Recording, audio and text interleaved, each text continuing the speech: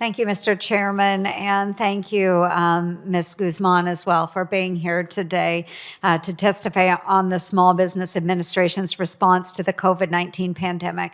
And our nation's small businesses continue on their very long path to recovery, and it is critical that this committee continues its work with the SBA to ensure that the COVID relief programs we have worked on so hard over the past year, whether it's the Paycheck Protection Program, our Shuttered Venue Operators Grant Program, and the Restaurant Revitalization Fund, are administered effectively and with transparency. And I know we're having a very lively discussion today. I am going to just point out that the Planned Parenthood issue that's being discussed is very important to a number of us. Senator Paul, the ranking member, has gone through a number of those issues.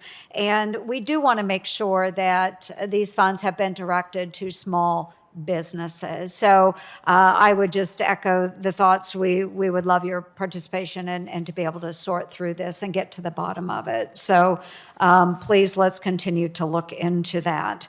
I would like to go ahead, since it's been discussed, we can continue with this conversation as we look for additional information.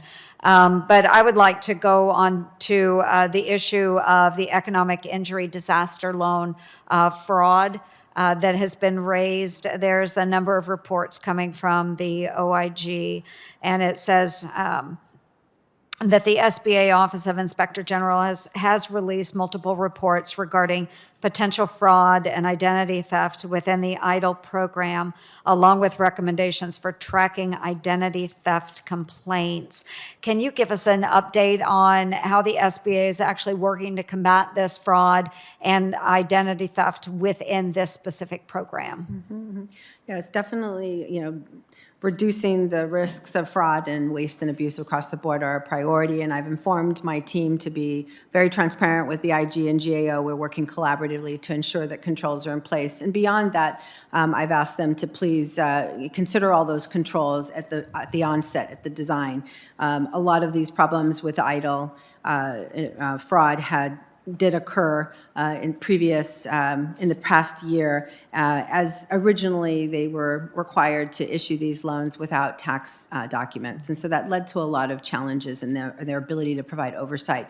But that was changed in December and implemented in this new year. And so we're seeing a sharp decline in those rates. And but in the meantime, we're collaborating with the IG as well as the GAO to make sure that best practices for controls, fraud controls, and compliance checks are in place across EIDL. And then specifically with identity theft, in February, we did launch a process for businesses who were victims of identity theft to be able to work through those issues with the SBA directly.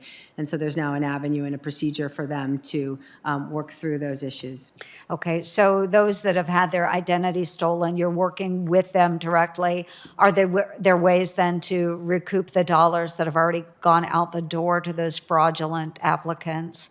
Are you working with law enforcement agencies? How exactly does that work? We've increased the number of individuals within our EIDL fraud team as well. And so we have about 160 people that work collaboratively on investigations with the IG. And then, of course, the IG, the DOJ, pursues any specific matters that we find. So we are working collaboratively and to hopefully that end collect the funds. Okay, and again, I know that there have been so many programs pushed, not just from this committee, but so many other committees, but specifically the programs that we have been working on here, they went out the door very quickly, and there was necessity to do that.